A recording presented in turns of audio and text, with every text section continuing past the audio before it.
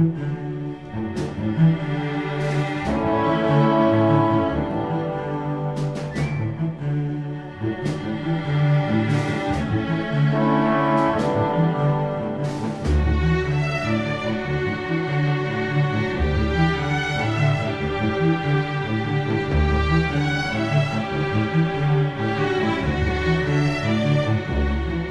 afternoon.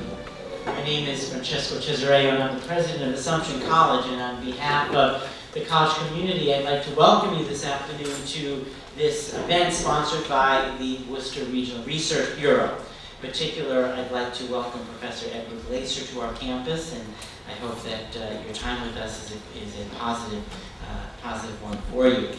Professor Glaeser's work, as Roberta will indicate shortly, on understanding the intricacies of urban areas is timely and relevant. So we thank you for your work and all that your research has contributed to our understanding of urban realities. Assumption College has been a long-standing partner in many respects with the Worcester Regional Research Bureau. As many of you know, the Research Bureau was born here at the college and spent several years here at our institution. And so we are very happy with our continued collaboration with the Research Bureau and our working together in the past and the present. And we hope for a further development of that collaboration in the months ahead. It's my pleasure to introduce to you the President and CEO of the Research Bureau, Dr. Roberta Schaefer. Dr. Schaefer's advocacy and that of the Research Bureau in general is critical to moving discussions forward that our city faces and that many cities face. And so we thank you, Roberta, for your work and for being a catalyst that helps us to think about ways of improving the efficiency of municipal government, which ultimately leads to an improved quality of life for all of us here in the city of Worcester. So we thank you for being here with us this afternoon. We welcome you, and it's my pleasure to welcome Dr. Roberta Schaefer to the podium.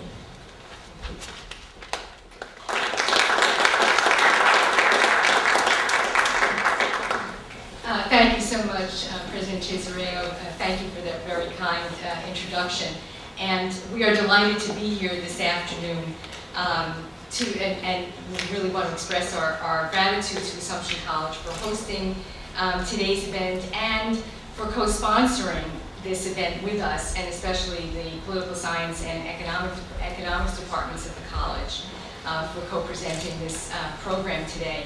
And I'm delighted to see so many students here, as well as people who are interested in the work of the Research Bureau. This event is part of the Research Bureau's Francis Harrington Forums on Municipal Government, and we are very grateful to our 2011 presenting sponsor, Commerce Bank, and our 2011 leadership sponsor, Bowditch and Dewey, and today's event sponsor is the Fallon Community Health Plan. The Research Bureau also wishes to express its appreciation to the Telegram and Gazette for advertising today's event, and the City of Worcester's government channel for videotaping it. The City of Worcester very generously posts links to view our forums on its website, and you can link to them through our website. Our next forum will take place on October 24th at the Mass College of Pharmacy and Health Sciences, 7:45 in the morning, and the topic is healthcare reform. Is it healing Massachusetts and the nation? And we've invited a panel of healthcare experts to enlighten us on this very timely and complex topic, and we hope that you'll be able to attend that. Now to today's program. This is the second time that the Research Bureau has had the privilege of having Professor Glaeser to talk to our citizens. If you recall, he was here as a part of the Research Bureau's 25th anniversary speaker series, and the room was packed. And he returns today to discuss his 2011 best-selling book, Triumph of the City. And as Jean mentioned before, following his presentation, we'll have some time for questions from the audience, and we'll bring a microphone around to you. Professor Glaeser is the Fred and Eleanor Glim Professor of Economics at Harvard University, where he also serves as the director of the Taubman Center for State and Local Government and the Rappaport Institute for Greater Boston. He received a BA from Princeton and his PhD from the University of Chicago in 1992, a few years after I was there. And he's been at Harvard since then. Professor Glaeser has spent almost his entire professional life walking around and thinking about cities, seeking explanations of why some metropolitan areas such as Boston and Minneapolis are thriving, while others, including Buffalo and Detroit, sorry if you're from there, that are in decline. Why is housing so expensive in the Boston area and so much less costly in Minneapolis? Why is the role of density, skilled labor, public transportation, what is their role in contributing to the success of a city? According to Gary Becker, Nobel laureate and economist at the University of Chicago, before Edward Glaeser, urban economics was dried up. No one had come up with some new ways to look at cities. One of Professor Glaeser's Harvard colleagues declares that he's probably the most exciting urban researcher in half a century, if not longer. We are pleased that Professor Glaeser is here with us today to share some of his insights about cities. Please join me in welcoming him to Worcester and to Assumption College.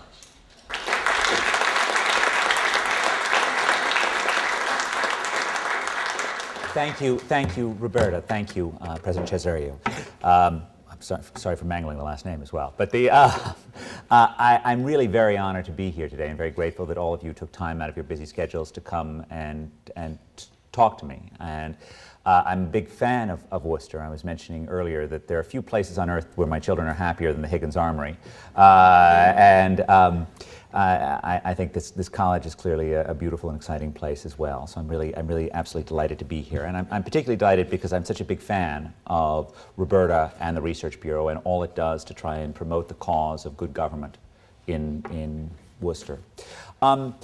I'm going to talk about my book, but I'm also going to talk about Worcester and the last census. So every 10 years we have a chance, because we get these pictures of America, to think about where we as a country are going and how our world is changing around us. And this is the map that our friends at the census helpfully provided on population changes within Massachusetts. And I think there are some striking things about this, right? This is a county map, and the greener you are, right? The greener you are, the faster your growth has been. So this is Worcester County, which you notice is the greenest spot in the mainland, right? Dukes and Nantucket are really something else. But this has been Worcester has really been leading Massachusetts in population growth. And that reflects really two things that are going on, one of which is the fair amount of ex-urban growth that's going on in the greater Worcester County, but also the growth of the city, right, which added about 4.9% over the last 10 years, that the city is in fact adding people. This was also true of Boston. Boston added about 4.8% of its population. And indeed, it's the first decade since the 1870s that Boston has grown more quickly than the state of Massachusetts has. And that really is a remarkable change. Another way of looking, and I think this is an interesting thing, is at what's happened in Massachusetts, is to look at the relationship between median income in 2000 and subsequent population growth. And this is sort of an interesting map because it shows you that Worcester is growing much more quickly than you would normally think its income would actually suggest that it would. That in fact it's not, it's hardly the richest county in Massachusetts. Norfolk and Middlesex are both substantially wealthier. But it has been the one that's added the most population over the last 10 years, excluding, again, the island counties. This pattern, the relationship between income and growth in Massachusetts, is significantly weaker than this pattern for the nation as a whole, and that's actually something that we want to think about. If we look at I'll go first to this. This is across all the counties in the U.S., the relationship between initial income. And again, I'm split all the counties in the U.S. into fifths. This is the poorest fifth, this is the richest fifth. The richest fifth of counties grew by about 15%, so substantially more than any county did in the United States, in Massachusetts. And of course, the poorest fifth lost population. This is a much more robust relationship than this relatively weak one. Now, the background of this, or I think one of the things that the last 10 years has shown us, is a connection, a surprising connection almost, between population density and subsequent growth. So this is another picture of America, and I keep on calling these pictures just to make it clear how aesthetically challenged economists are, right? Because if I think that this is a picture, But this is dividing the U.S. into tenths. And along the horizontal axis, along the x-axis, I've split it in the basis of population density as of the year 2000. And the bottom line, the blue line, shows the relationship between density and income as of the year 2000. This is a very broad pattern throughout the United States, that the richer counties are the denser counties are substantially wealthier than the least dense counties. And you can see, if you compare the top tenth with really the whole bottom half, it's about 50% wealthier in the 10% of the counties that are densest. This is a general connection. It's true across the world and it's true across the country. The three largest metropolitan areas, the three which are New York, Chicago, and Los Angeles, produce 18% of America's GDP, gross domestic product, while including only 13% of the country's population. And if the rest of the country saw its per capita productivity levels rise to those seen in the New York metropolitan area, our national GDP would go up by about 43%. The top line shows the relationship between population growth and density. And as you can see, until you get to the top tenth, where there's a slight drop, the higher the initial population density, the faster the growth. So instead of this vision of the 19th century America, where we left our dense enclaves on the eastern seaboard to populate the empty reaches of America, the 21st century has been marked by much more of a return to denser areas, a return to areas, in fact, often surrounding old ports. This is the relationship between miles to nearest port and population growth over the last decade, right? So these are the closest and these are the least close across counties. And again, you can see there's a steady negative relationship. Those things that are farther away from the port have grown by less. This is, of course, not because all Americans are becoming stevedores, right? In fact, the actual employment in the port-related industries has continued to decline as it has for centuries. But these ports, of course, are the nuclei of the great metropolitan areas that are the economic heartland of the U.S. And the places which are indeed powering America's economy, and I think also offer the best chance for economic renewal and revival in this country. Now, the success of dense areas over the last decade is indeed something of a paradox. It's a paradox because we live in an age in which it is effortless to telecommute across the globe, in which we could all occupy whatever sylvan spot appeals to our biophilia and just dial it in. We could just engage in electronic connections. And we could, but we don't. In so many ways, in so many cases, cities are more vital, are more successful, more important than ever. And I think that you see this in the relative success of Worcester, you see this in the success of New York, you see this in the success of Boston, you see this in the success of San Francisco, even more so in the developing world. Right? We've just crossed this tremendous halfway point where more than 50% of humanity lives in cities. We crossed that point, I think, in 2007. Right? I think by and large that's a good thing, because if you compare those countries that are more than 50% urbanized to those countries that are less than 50% urbanized, incomes are on average 5 times higher in the more urbanized countries, and infant mortality levels are less than a third in the more urbanized countries. And indeed, if you worry about, have some image of the bucolic past where we all lived on farms and we're sacrificing life satisfaction for income in these cities, that isn't true either. Because if you look at self-reported happiness levels, those also rise with urbanization across countries. And if you go to the developing world, although not to the US, self-reported life satisfaction is considerably higher in urban areas than in rural areas, which is not to say that the megacities of India are not plagued with enormous challenges, but they still beat the stultifying rural poverty that it has been the norm for much of human history and is still the norm in far too much of the world today. Within the US, urban resurgence is visible in high income levels, robust housing prices, and indeed the concentration of innovation in urban areas. And even, I would argue, and I think this is important for understanding Worcester and understanding the appeal of places like Worcester to the immigrant communities, even the poverty that exists in our cities is not necessarily a sign of urban failure. It is in many ways a sign of urban success, because cities don't make people poor. Cities attract poor people. They attract poor people with economic opportunity, with the ability to get around without a car for every adult, with social safety nets, with well-functioning ethnic neighborhoods. And this is something actually to be cherished about cities. Unquestionably, it creates challenges. But those challenges shouldn't make us think that the, false equality of a restrictive suburb is somehow or other more desirable than the honest inequality of a city that provides opportunities for both rich and poor alike. Now, this positive view of the of the city is so different from the New York City of my youth. So these were two iconic images from when I was a kid. The bottom one is, of course, when President Ford turned down New York's request for a bailout. He actually just put conditions on it, which, in fact, weren't so unreasonable, quite honestly, at the time. But he was clearly saying that New York had spent enough. And he didn't literally say drop dead, although there were plenty of people who thought that he meant that. But it wasn't just President Ford, but history itself that seemed as if it was telling cities to drop dead in the 1970s, right? If we think back to our own metropolitan region, think about how troubled urban areas were in the 1970s. Think about how troubled Boston was, riven by the strife over busing, riven by the tremendous economic decline of the post-industrial period. And New York was in exactly the same position. We may forget that the largest industrial cluster in the U.S.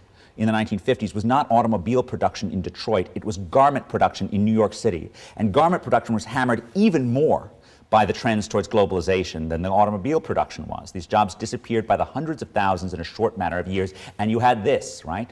You had the wasteland that was the South Bronx, and this is President Carter wandering through it, looking as if, there is no future in New York, that this is a place headed for the trash heap of history, an urban dinosaur.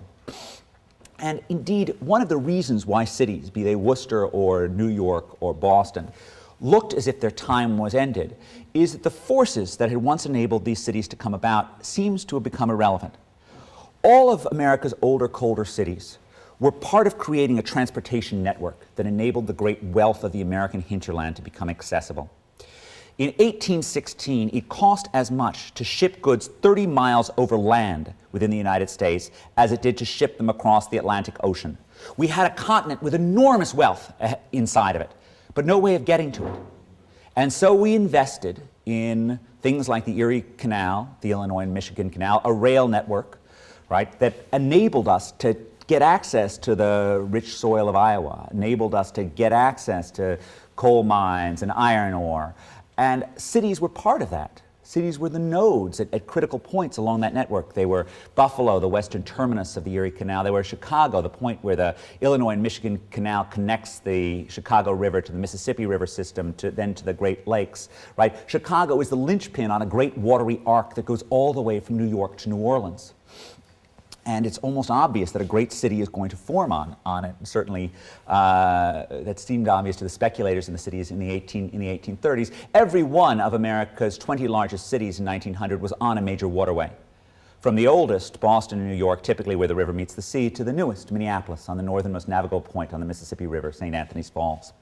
And of course, industries formed around these ports. New York's great industries, garment production, sugar refining, printing and publishing, come up around the port. Sugar refining is taking advantage of the huge amount of trade with the Caribbean and bringing in raw sugar crystals, which are then refined in the city to take advantage of scale economies. They can't be refined at the point of production in the South because refined sugar crystals will coalesce during a long, hot sea voyage. Garment production to take advantage of the huge amount of textiles coming in and out of the port. And of course, printing and publishing, which is my favorite story of New York's port, because the big money in 19th century printing and publishing was in pirated English novels. And the key is, if you're stealing somebody else's work, you better be the first person to print it. There's no money in having the 9th pirated copy of Girl with a Dragon Tattoo, for goodness sakes. You pretty much got to have the first one out. And so it was with the latest Walter Scott novel, that the Harper brothers come to prominence because they're able to get Peveril of the Peak, right? Just as one example, days before it even gets to their Philadelphia competitors, Carey and Lee. They're able to get it, they're able to bring it to market, and they're able to flood the market with this and enforce what later became the Harper Rule, which is that the first person to publish it gets to basically effectively own the copyright. New York's port made that possible. And indeed, Chicago's great industries also grew up around its transportation network. None is more symbolic of the city, of course, than its stockyards. Stockyards which grow up around the rail cars. There's Armour, of course, the innovator who comes up with a refrigerated rail. And this, of course, is part of making it possible to get value out of the rich cornfields of Iowa, which are 50% more productive in the late 19th century than the older corn belt around the Ohio River.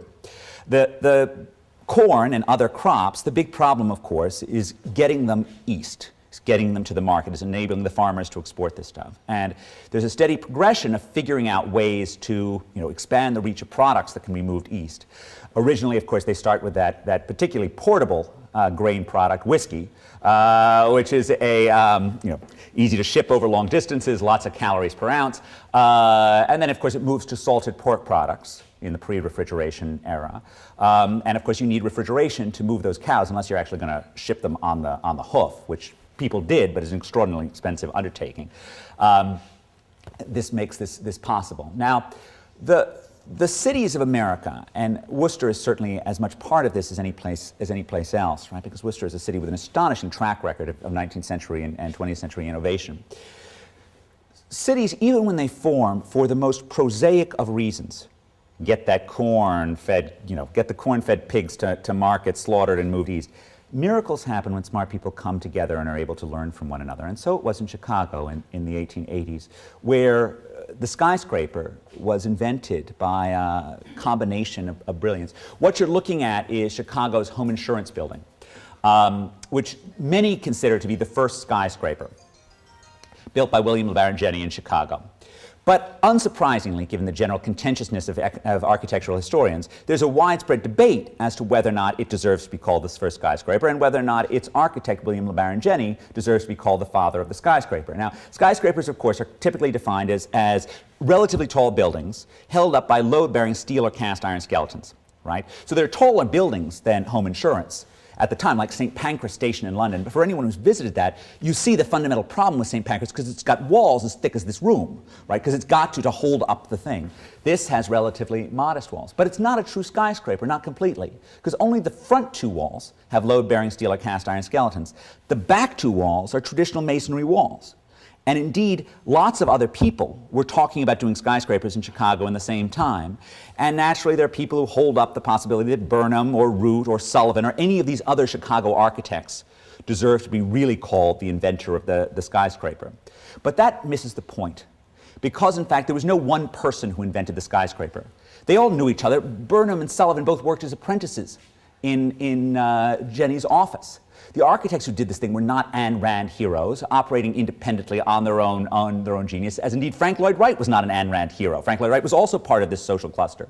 There were people who worked together, borrowed each other's ideas, came up with new innovations by riffing on each other, right? They figure out the mechanics of this, and then Sullivan is able to figure out the aesthetics that go with the mechanics, one new riff working on another. That's how cities create innovations. That's how cities have changed our world and continue to do so. It's Facebook may be this long-distance communication thing, but it worked through a process of intellectual borrowing, intellectual communication in the dense confines of Cambridge not so long ago. And a similar chain of brilliance occurs in 1890s in Detroit. Detroit, another great inland port. It's, again, greatly endowed with nature, with the narrow straits, Detroit. And indeed, it naturally had industries like this one. The image on your left is Detroit Dry Dock, which was a cutting-edge engine and ship-producing company in the late 19th century.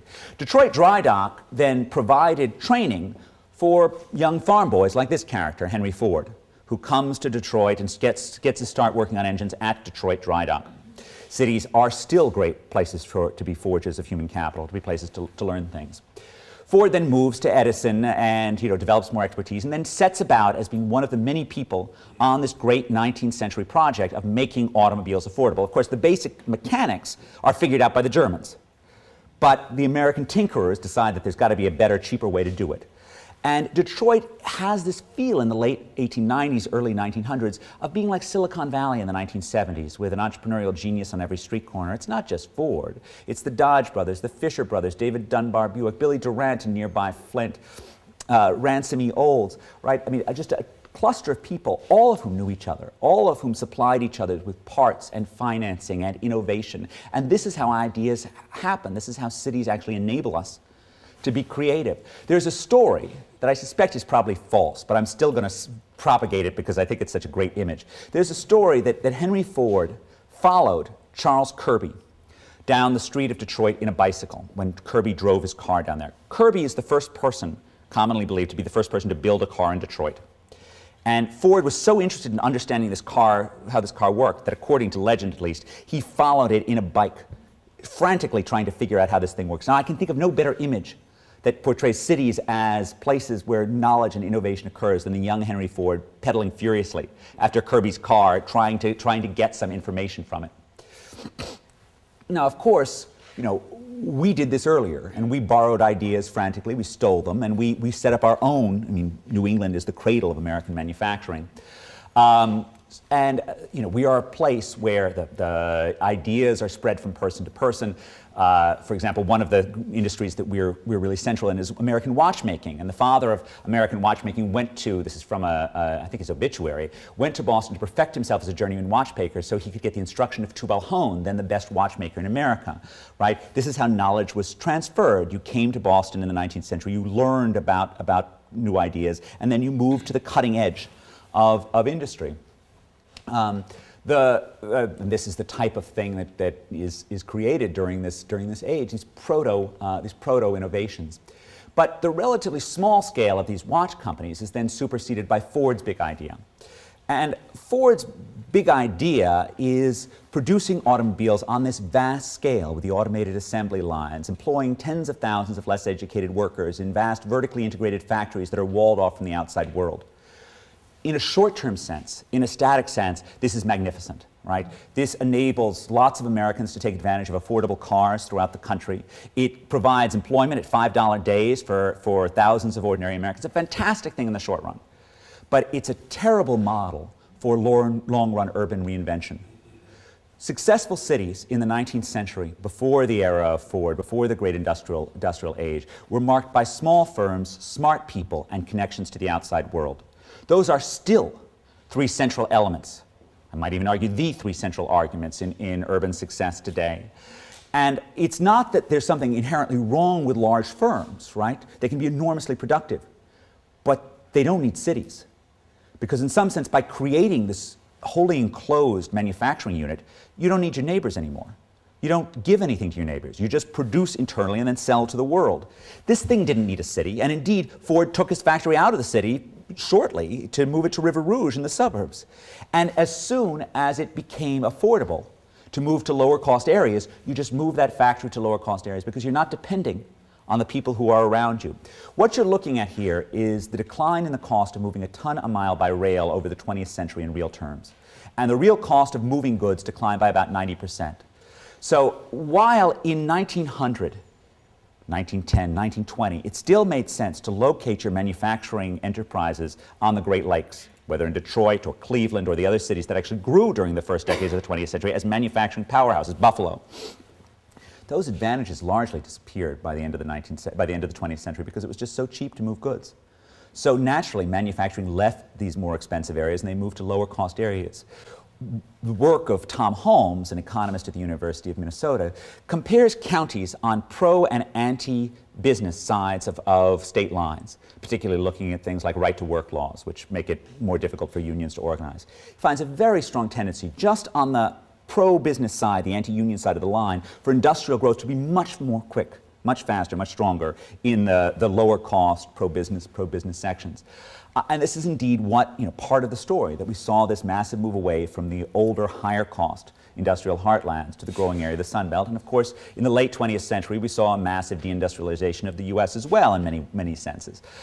We still have plenty of manufacturing here, but we employ fewer and fewer people and engage in manufacturing that tends to be particularly capital-intensive.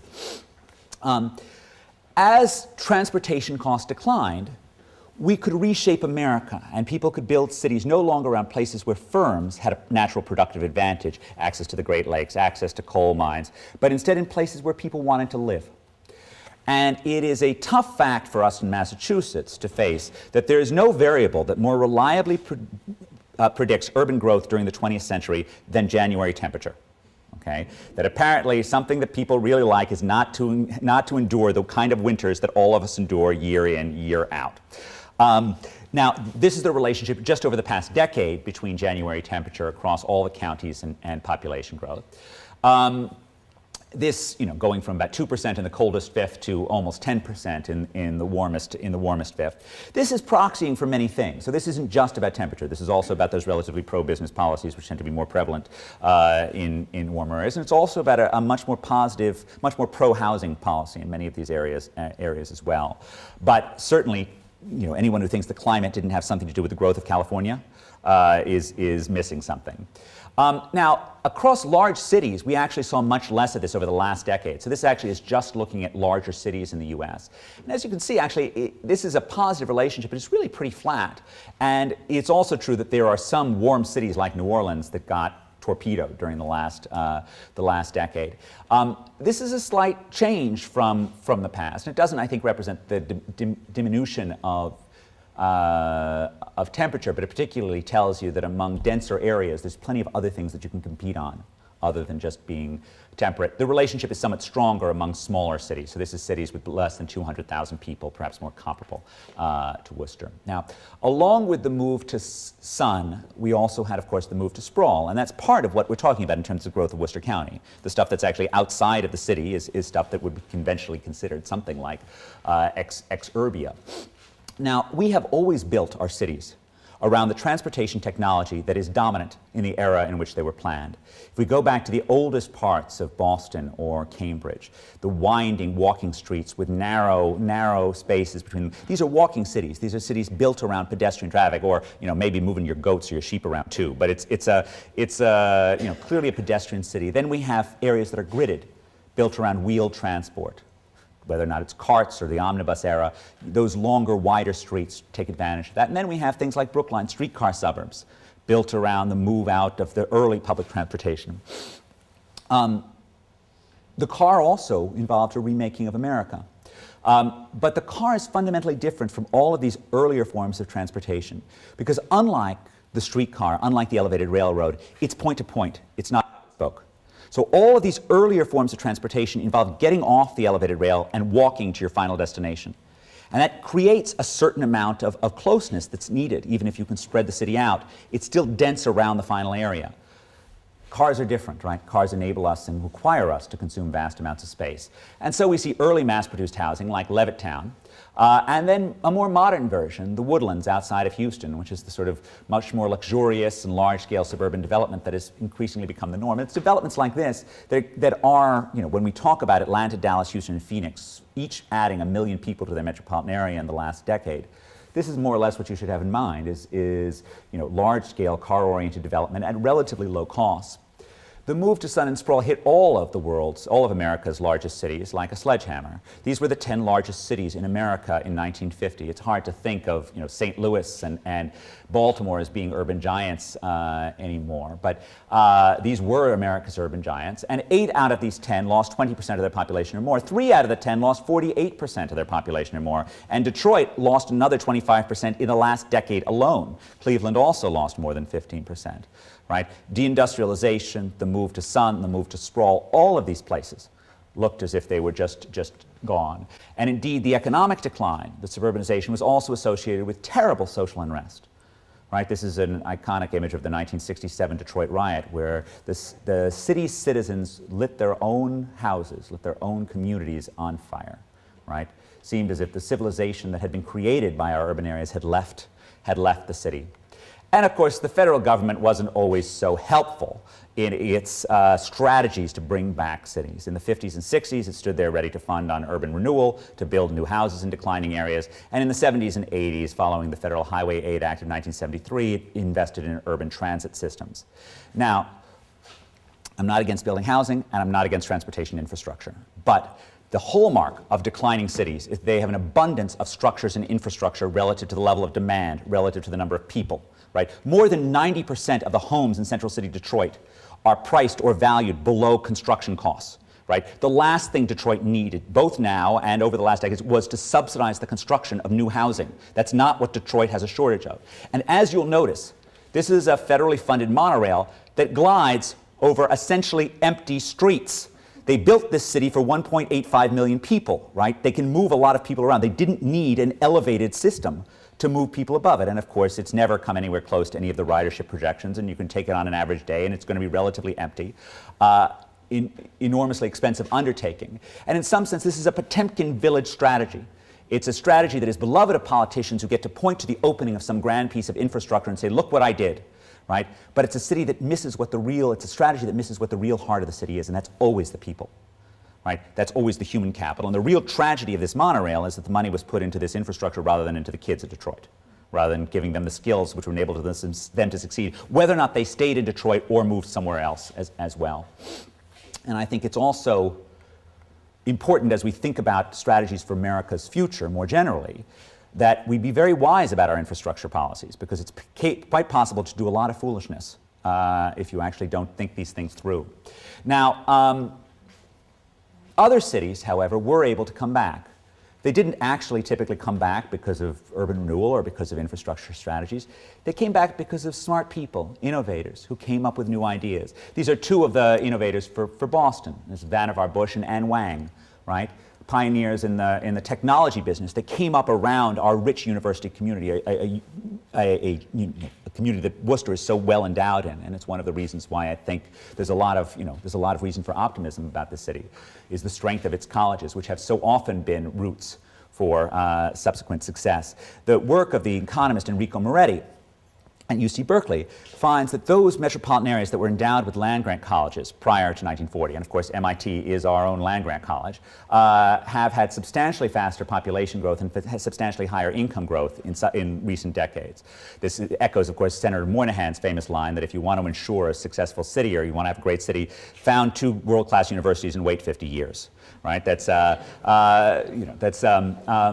And indeed there's a fact that goes along with this, which is the remarkable connection between education, a human capital of city, and subsequent success. So this is 1970 to 2000. This is population growth and the share of the population with a college degree across all of the metropolitan areas in the country. It's a robust, positive relationship, but it's nothing like the relationship between skills and success in the older, colder regions of the country.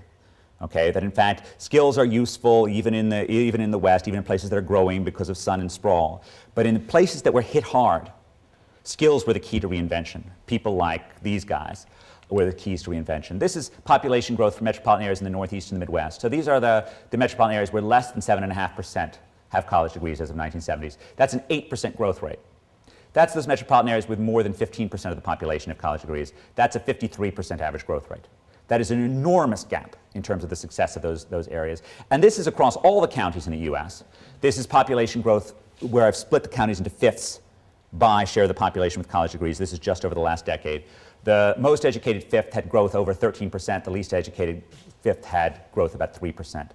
Skills really are essential. The success of cities and of our country depends upon its human capital. And that's I think, something that we can never forget. And indeed, if we think about the largest policy challenges that face our cities, be they Worcester or Cambridge or Boston, the schools problem is the most important one.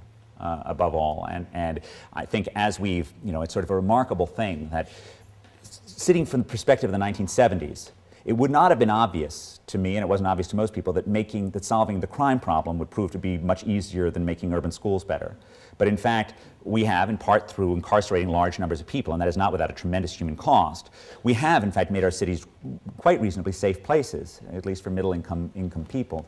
But we have certainly done very, very little to move the bar in terms of making our urban schools real successes, and that is the great challenge that lies ahead. Now, I'll just do a little bit more here. This is college education and growth in larger, colder cities, and this is college education growth in smaller cities. This relationship is actually stronger than this relationship. So there are more smaller cities that are able to succeed despite a lack of human capital, often because they piggyback on the human capital of the region than larger cities. Now, college education isn't the only type of skill that matters in cities.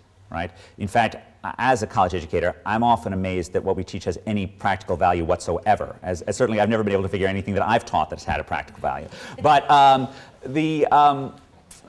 but there are clearly skills that are more important, right? And cities have this remarkable ability to educate people. We saw this in the case of Henry Ford or in the watchmaker who came to learn for Tubal Horn. And that, I think, really explains why it is that cities have come back. That's the root of understanding our paradox with which I started the talk. Globalization and new technologies have made it possible to dial in from far away, but they've also done something else that's even more important. They've increased the returns to being smart. They've increased the returns to innovation. They've increased the returns to new ideas because you can make it on the other side of the planet, because you can sell it on the other side of the planet. And by increasing the returns to new ideas, increasing the returns to human capital, and there are literally hundreds of studies which have shown how being educated is vastly more valuable today than it was 30 years ago, and how other forms of skills are also more valuable. By making skills more important, by making ideas more important, these forces, globalization, new technologies, have also made cities more important. Because at our heart, our greatest talent as a species is our ability to learn from people around us. We come out of the womb with this remarkable talent at picking up information from our parents, from our peers, from our teachers, from our siblings, right? And cities play to that. Cities enable us to get smart by being around other smart people. They enable this at the highest level, where innovators borrow new ideas from their neighbors, as we saw in Chicago with the skyscraper, or in Detroit with Henry Ford. But they also enable young immigrants who come to Worcester to actually learn how the American economy works, to figure out how to fit in. They enable the transmission of human capital, and that has become more, not less valuable over time. I think it is not a coincidence that the most sophisticated of all technological industries is also the most famous example of a geographic cluster in the world today, Silicon Valley. No company would be better at long-distance communication, long-distance working than Google, and yet Google built the Googleplex, right? Because they all want to be under one room, because they want to be right next to each other to learn from each other, and made a huge bet on a building in the center of New York City. Now, this is all about the informal knowledge that happens in cities, the transfer of things other than the stuff that you learn in classes. And that's why, in some sense, the e-learning isn't going to displace this. Because when you're a young person who comes to work in Boston or New York or Silicon Valley, right, you don't know what you want to know. You can't figure out what you're going to do. You pick it up as you go along. You pick up those accidental pieces of learning. And the importance of this face-to-face contact is also because the more complex the ideas, the more you need to be in the same room, the more you need those cues for communicating comprehension or confusion that we have been endowed with through millions of years of evolution. Anyone who teaches knows the hard part is not knowing your script. It's knowing whether or not anything that you're teaching is actually getting through people's heads. And face-to-face communication just enables that. And the more complicated the idea, the more valuable that is. Now, one of the pieces of implicit, of tacit knowledge that is most important is the skills and inclination to be an entrepreneur. And it does seem very clear that cities really differ by this. The economist Ben Chinitz, writing 50 years ago, compared New York City and Pittsburgh. Pittsburgh being a Detroit of the age dominated by companies like U.S. Steel, it made company men, right? And these guys, when steel declined, would have had no idea of how to go out on their own and start a new industry. New York, on the other hand, was dominated by the garment industry, also a large industrial cluster, but a cluster that was a mother to entrepreneurship, because look, you only needed a few sewing machines to get started in this. And one of the stories I tell in my book is the story of A.E. Lefcourt, who built more skyscrapers than any other New Yorker did prior to 1929. He got started in the garment trade. It was a place for a penniless immigrant to go. He ended his career somewhat less gloriously, because he famously declared that he was sure that 1930 would be a great building year, showing the optimism that is so often apparent in our development community. It didn't work out that way. But measures of entrepreneurship, like average firm size, so this shows employment growth 1977 to 2000, again splitting counties from those with the smallest average firm sizes to the highest. Again, growth is 3 times as high in the smallest firm areas, and this is one measure. Other measures, like the share of employment in new startups, do equivalently well. This is firm size and per capita gross domestic product growth across this must be across states over the last 10 years. That small firms, again, seem to be highly productive. So this is, I think, the backdrop to thinking about Worcester. And actually, while Boston in our area is fantastic in terms of the education side, it's not so great on the entrepreneurship side, right? Suffolk County actually has the largest average firm size for any major county in the country. And that's not just an issue of composition. We, as a region, have not done as well in terms of the entrepreneurship side, and I think that is actually something quite important. Whereas, if you think about a city like Seattle, right, it's so easy to forget that in 1971, 2 wags put up a sign on the highway out of Seattle, with the last person to leave, please turn out the lights, right? Because Boeing, their large manufacturer, was cutting back on jobs. This was before Amazon, it was before Starbucks, it was before Microsoft, it was not entirely before Starbucks. But Starbucks was really just a glint in a couple of coffee roasters, I guess, scent in their nose, I guess, is probably the right thing. And before Costco, right, another Seattle startup. Right, this entrepreneurship is what remakes cities. Right? New ideas from people that enable cities to come back. Built on education, which plays a major role in all of this. Even the garment trade actually has some slight background in some of those entrepreneurs in Seattle. But this is another central element. Now, I'm just going to end by sort of talking about how Massachusetts fits with the general pattern of growth over the last 10 years among colder, smaller cities. And how Worcester fits with it. So if you actually just want to predict, in a naive way, just predict the growth rate of cities over the past 10 years, 5 variables really matter for smaller cities. January temperature. 10 extra degrees means 5% more population growth, even within the older, colder regions of the country. So even within the, so we're restricting it to smaller and places with under 40-degree January temperatures. Still, January temperature matters. Share with a high school degree is very powerful. 10 extra points of the population with a high school degree means 6.1% more growth. Education, higher education tends to be more predictive for bigger cities. High school graduation rates tend to be more predictive for smaller cities. Lots of households with kids, positive. Share of the population with Latin America, that are Latin American initially, positive. And there's some negative effect of density within these smaller cities, and that's the continued move to sprawl that's going on. And this is what this model looks like across the entire sample of colder cities. And you can see that places like Youngstown and Dayton and Flint are, they're doing a little bit worse than the model predicts, and these places up here are doing a little bit better, but it still is more or less where you'd think it would be. This is high school graduation rate and growth for smaller, colder cities. This is for colder, larger cities, high school graduation rate. Now, if you do the same model for Massachusetts, you don't do so well. This is taking the same, these data points are in this graph. Okay, but these are the Massachusetts, this is just the Massachusetts cities, and as you can see, it's sort of a bust. The predicted growth rate for Fall River, according to the model, and Worcester, according to this model, is the same. So clearly, it is not doing well to explain the dramatic gap in Massachusetts. But it turns out we can just tweak the model a little bit and do much better. And with this, Worcester is still slightly above the predicted level, but it's closer to it. And it turns out that there are, three variables that again matter: share with high school degree, share that's Latin American, and share that's Asian American. There's little impact of kids or density or January temperature. But these immigration variables are even more powerful in Massachusetts. So their slope has gone up. The Massachusetts model puts particularly large weight on immigrants. And I think that's sort of a critical part of our thinking about the role that cities are playing, the cities throughout the Massachusetts are playing, is really they are these places for moving from poverty to prosperity and getting the skills required to succeed in America. And of course, share with high school degree is still quite powerful. So in much of America, lower density cities are growing as part of the ongoing growth of Sunbelt sprawl. There's also sprawl in Massachusetts, but not within cities. So this is the growth of the greater Worcester area, but it's not, other cities have actually sprawl within their boundaries. This is not true. Temperature just doesn't matter very much within Massachusetts. We don't have very much range in terms of temperature in Massachusetts, and that variable is not very predictive. Immigration is crucial. Cities remain gateways, and Boston's high prices make entry more difficult. And I'll just, this is a graph just to remind you of how enormously powerful our growth restrictions are in Massachusetts and how much they shape us. In fact, policies towards housing are very powerful throughout the country, right? I think you don't get very far in understanding Atlanta, Dallas, Houston, and Phoenix without understanding just how easy they make it to produce hundreds of thousands of new housing units, the relatively unrestricted area. Greater Boston does not, make it easy. This is the distribution of just minimum lot sizes, one of the abundance of restrictions that we have.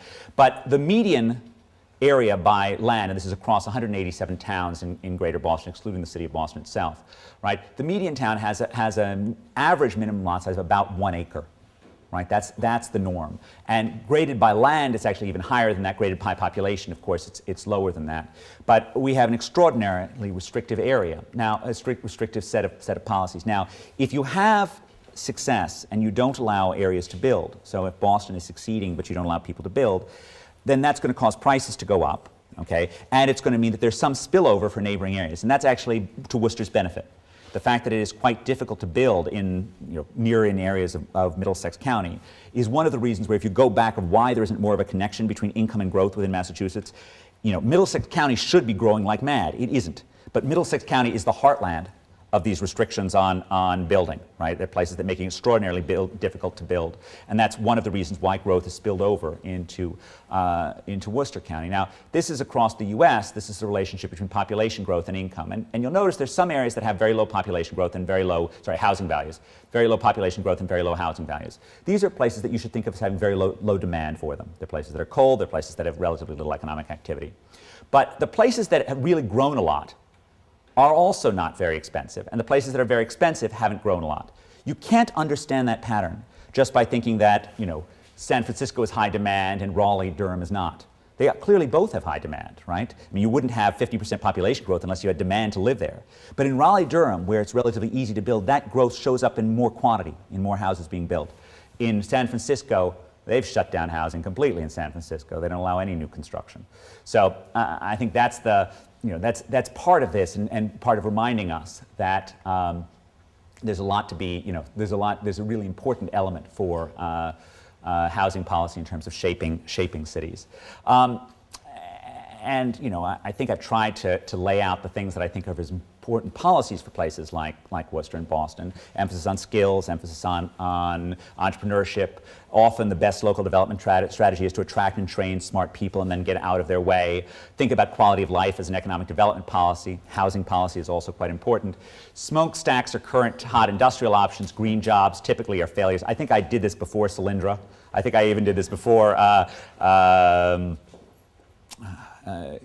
think this is actually fairly old, but this is this is not surprising, and you want to be wary about infrastructure. I mean, we want infrastructure, but the best forms of infrastructure are paid for by user fees, not with massive government, not with government subsidies. You want to build things that actually people actually value. So let me end there, but and open it up for questions. But I want to just end by saying how grateful I am that you all came here today, because I think really cities like Worcester are things to be cherished, and they're things that actually require things like active citizenry, informed citizenry, and things like the Municipal Research Bureau to actually channel information and dialogue and debate. And I'm really delighted to actually be here today to have the chance to talk to all of you. So, thank you.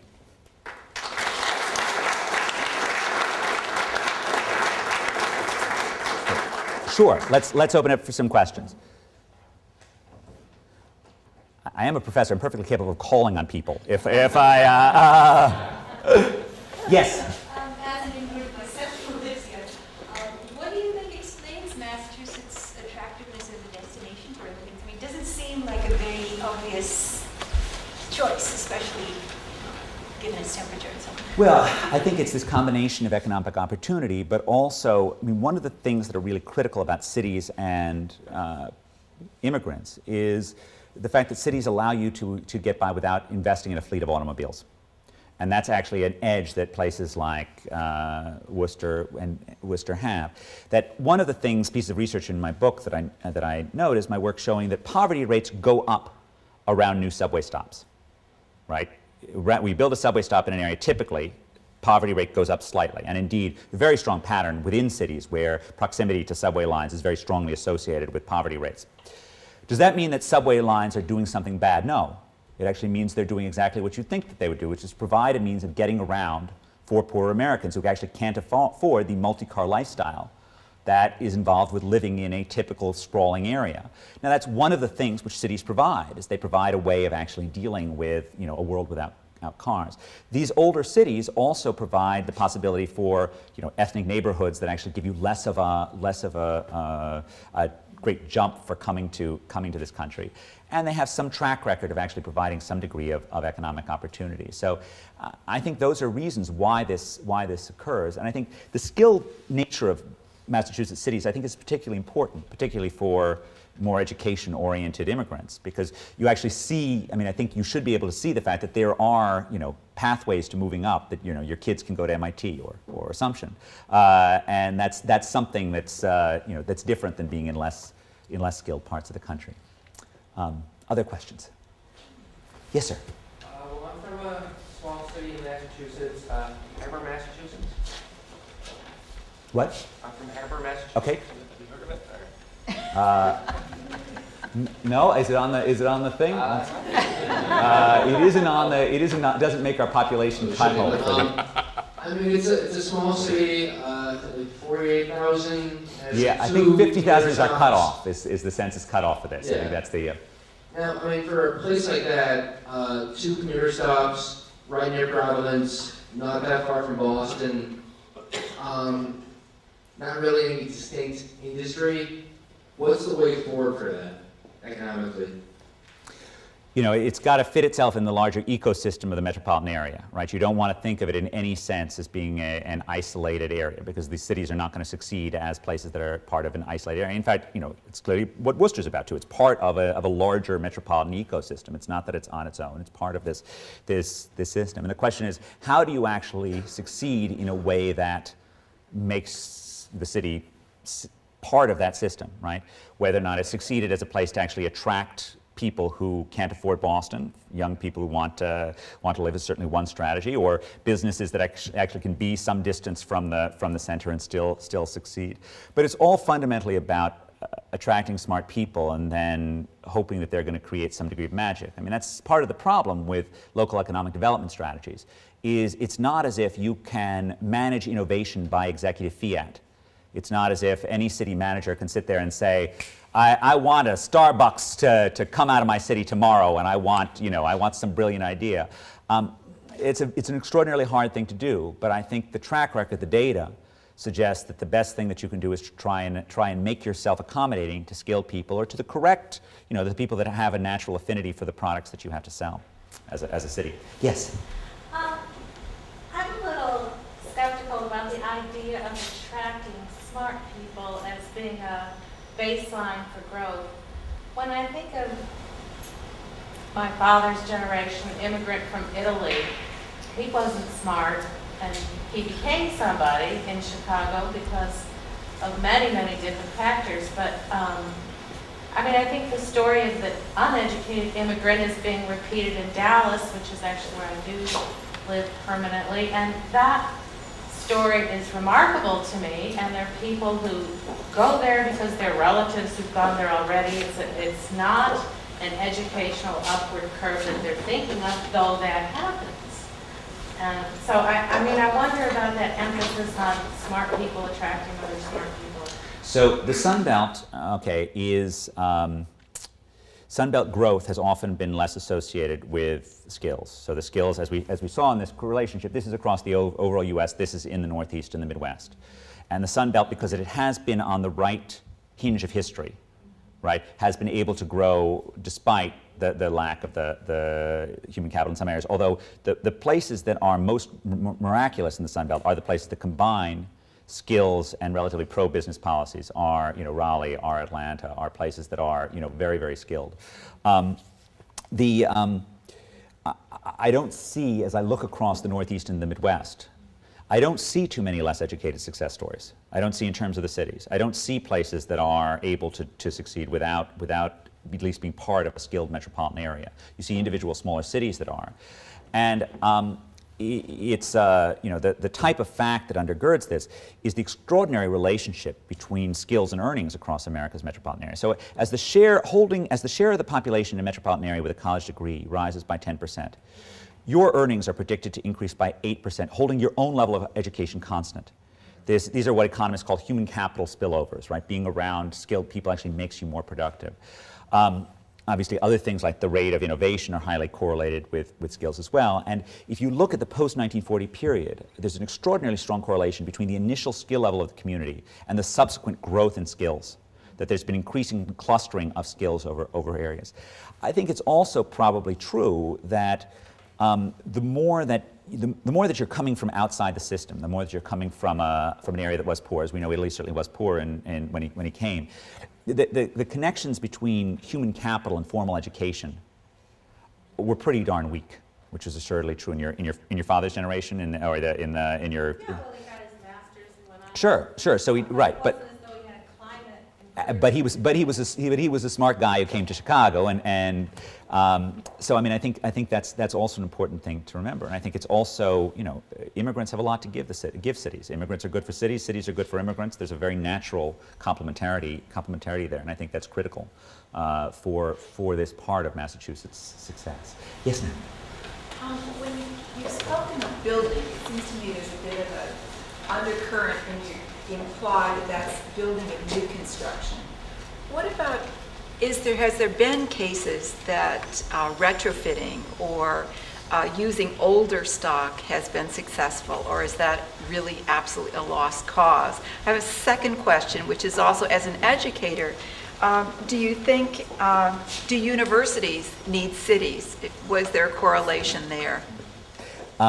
It's a good question. I don't know the latter one is something I've often pondered, and there certainly are many positive things that are created by cities for universities, and yet there also are lots of distractions, right? So there are two things that are going on there. But I basically believe that it's better than not to have the resources of a city outside, although it does occasionally make it more expensive to recruit faculty and so forth.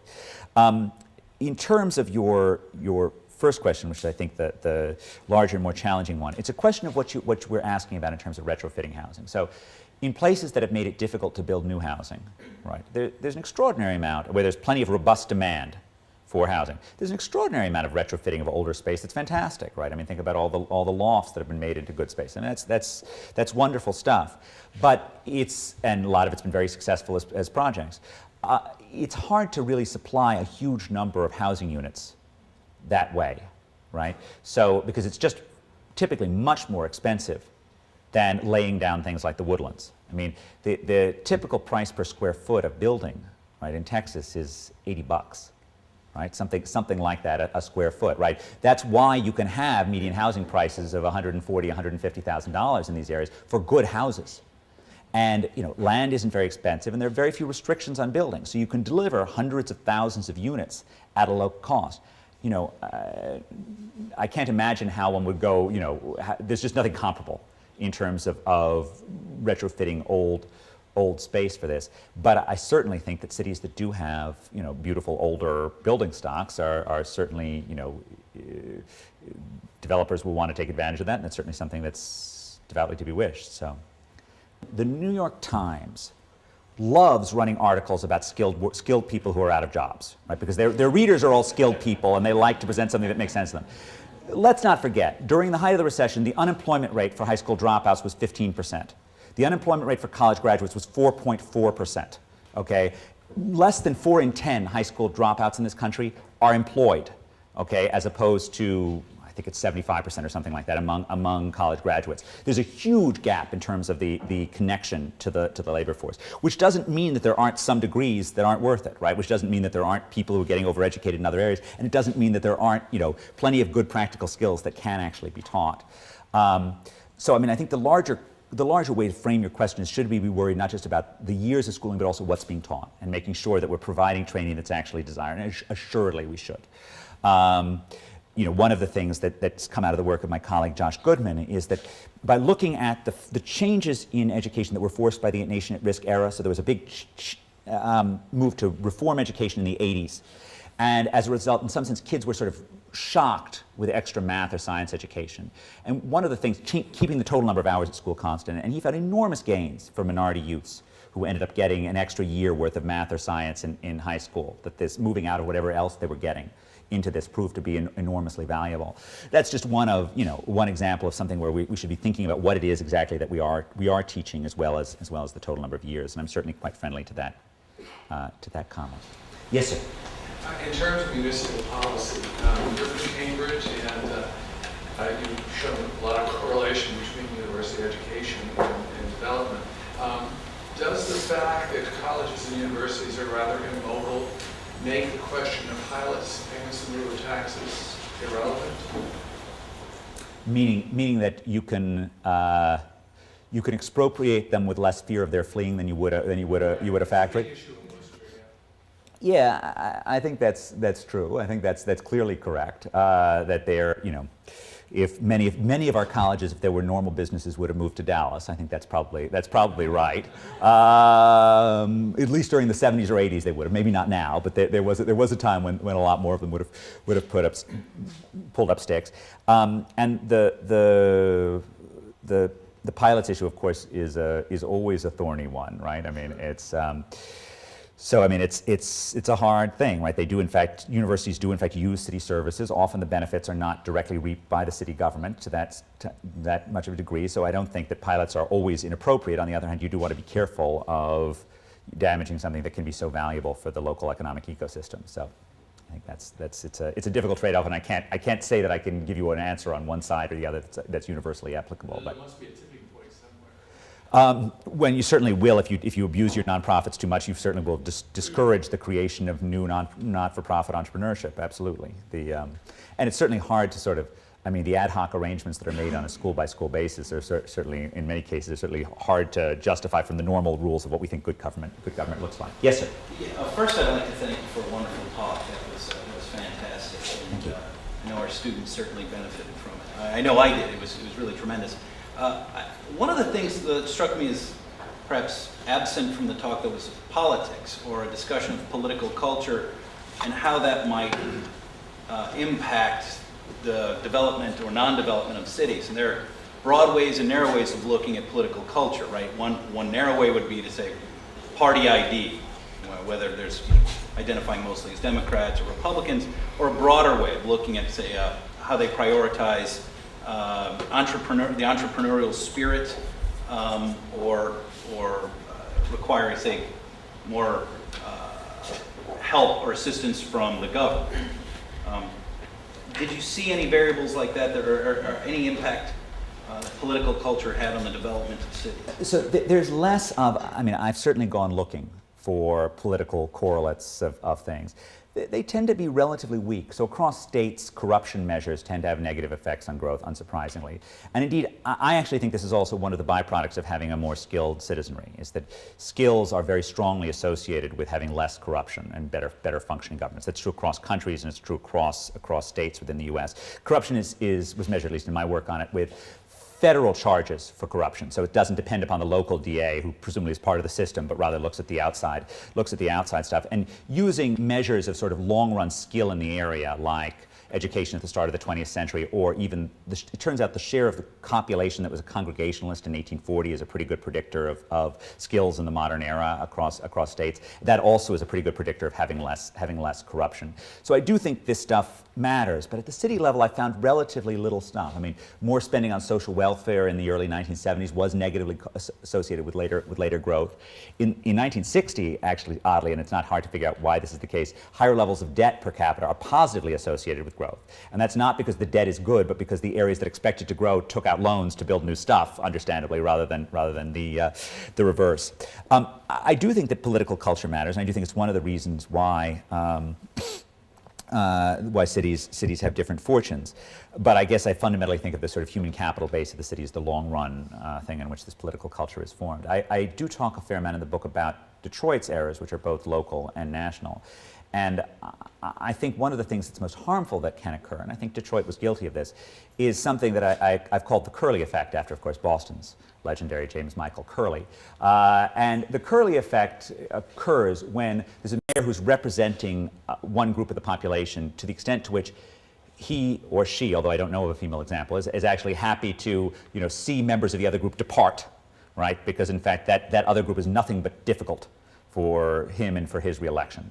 So in some sense, you can impoverish your city. You can encourage the rich Brahmins to leave because they're nothing but a pain in the neck to you. You can insult them and push them out. And the reason why Curley got it named after him, as opposed to mayors of other cities who also seem to have engaged in it, is he actually said it, right? So there's a famous example in 1916 where a British recruiting sergeant comes to him asking if he can recruit Bostonians of English descent to fight in the Great War. And Curley, true to his pugnacious spirit, said, go ahead, take every damn one of them.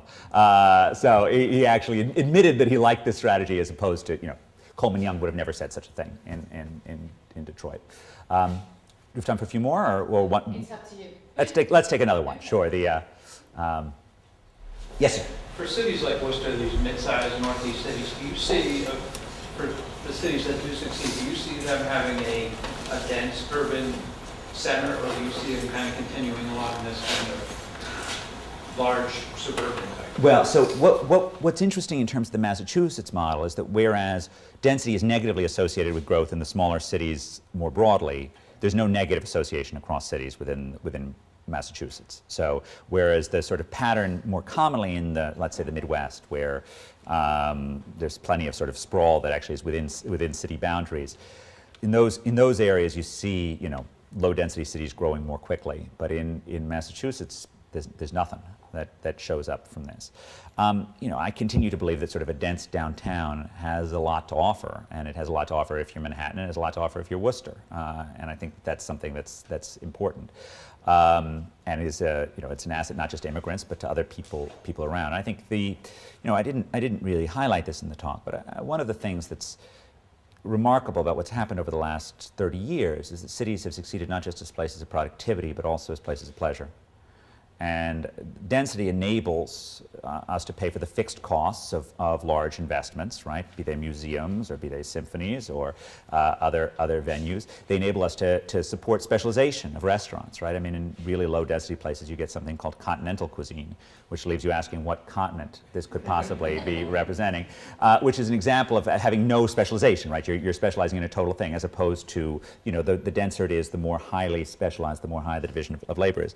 And of course, density also is, you know, it's about limiting the space between people, right? It's enabling people to connect with one another. And, you know, there's nothing that young single people want more than being around other young single people, and that's another asset that cities have. So I think all of these things are, you know, important things to be cultivated in cities. And, you know, one of the, I'll just end on a fact, and it's sort of about the power of economics, but to help make sense of the world, one of the logics of economics is that areas that have particularly high prices, okay, relative to incomes, or particularly low incomes relative to prices, okay, so places with low real wages, those places should have something else good going on, because population is mobile. And they're not going to come to a place that has crappy wages relative to prices unless there's something else going on. And they're not going to go to a place that has high prices relative to incomes unless there's something good going on. Likewise, places that have really high real wages relative to prices, there's something bad about the place. Or have, conversely, really high prices relative to wages, there's something really bad about the place. Now, one of the things that's interesting when you look at cities, city population and real wages, if you go back to 1970, okay, really strong positive relationship. New York and Chicago were paying incredibly high real wages, okay? Was that a sign that everything was well in New York or Chicago? Oh, absolutely not, because firms had to pay people combat pay to put up with being in the city there. That's why those high real wages were so there. Roll 30 years later, that's no longer the case. In fact, real wages, because the housing prices have gone up so much in these cities, are actually lower. And those declining real wages are actually a sign that the cities are actually succeeding as places of pleasure as well as places of productivity. The other fact that goes along with this, you can use this logic to create something like an amenity index across areas, and that's also highly predictive of which cities have managed to do well. So cities that are places where people want to live, that seem to be willing to pay for premium for it, those places have also done remarkably well over the last 30 years. So, all right, last question before Roberta gets the hook. What do you see as the role of government in economic development strategy, considering they can't change their temperature nor create new colonies? You know, the mantra, right, attract and train smart people and get out of their way is not a recipe for laissez-faire, right, because it's incredibly hard work to make a city attractive, right, and that is the core job of local government. I believe in redistribution as well. I believe in care for the poor, but that's, I think redistribution, at least financing it, is more properly done at the national level, because you can't expect people and firms to pay for all the local poverty, because they'll just migrate. So I think actually there is a role for redistribution. I don't mean to be minimizing that, but it can't be expected to be done on a really micro level. The central point about cities and government is that cities need government, because the same proximity that enables two people to exchange an idea face-to-face also enables them to exchange a virus, also enables them to get each other sick. And if two people are close enough to sell each other a newspaper, one person is also close enough to rob the other person. Cities, there's a reason why people in Montana, right, like government less than people in New York do. People in New York need government more because of these negative effects of being around other people, because of the demons that also come from density. And the most important job of city government is dealing with that, is dealing with crime and congestion and contagious disease. Clean water is the most important job of city government by a considerable margin.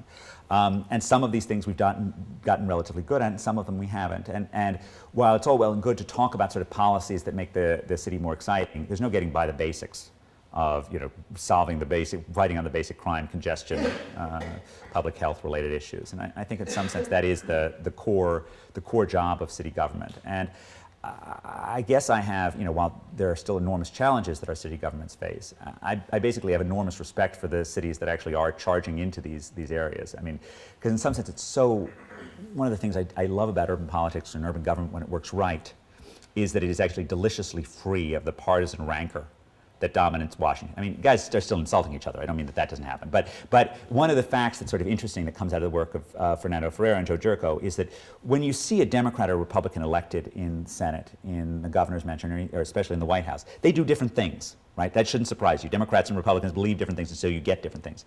There is no evidence, and they do this by looking just at the 50% cusp.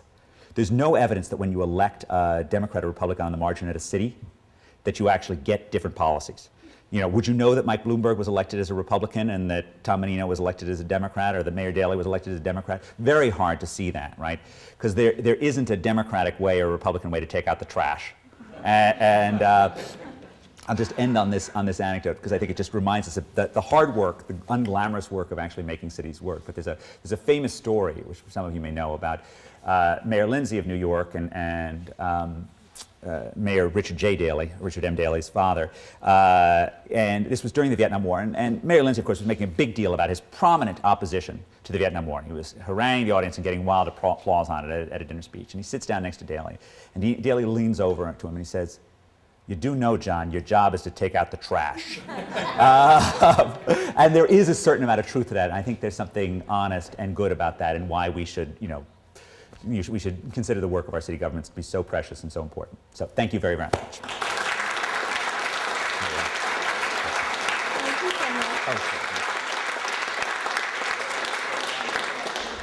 Thank you all for coming, and really a very appreciative audience, and thank you for being with us.